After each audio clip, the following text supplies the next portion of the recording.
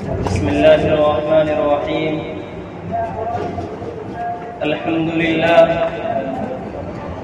لله الذي قال في القرآن المجيد: أطيعوا الله ورسوله. وأصلي وأسلم على النبي الأمي الذي قال عنه ربه: لقد كان لكم في رسول الله أسوة حسنة. أما بعد، أيها الزملاء، أعوذ بالله من الشيطان الرجيم. نرجع إلى هدفنا. بسم الله الرحمن الرحيم.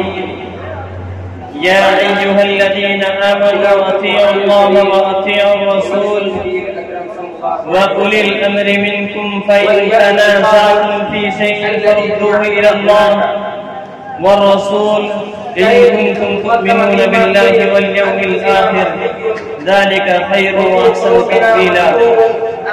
إخواني البررة، رئيس الاحتفال المؤخر وزملائي في الدروس، إني في لهف واشتياق شديد إلى أن أتحدث بين أيديكم حول موضوع سيرة النبي المصطفى في أسلوب جيد وعبارات مختصرة، فالرجاء منكم جميعا أن تستمعوا إلى خطبتي.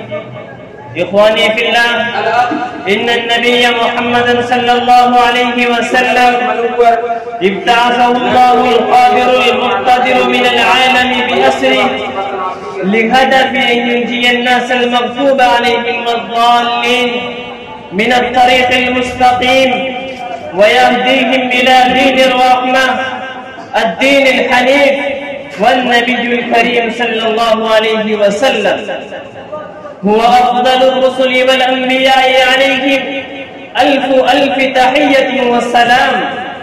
تولد نبينا وحبيبنا محمد صلى الله عليه وسلم في مكة المكرمة الباقية بالحجاز في سنة 25 بعد المسيحية، وكان والداه ينتسبان إلى بني هاشم من قبيلة قريش، وهي أفضل قبائل العرب في الموطن والمسكن، في المأكل والمشرب، في الرؤية والفكرة. ارتحل والده عبد الله بن عبد المطلب في ذمة الرحمن، والنبي صلى الله عليه وسلم كان في بطن أمه الحنون آمنة بنت لهب.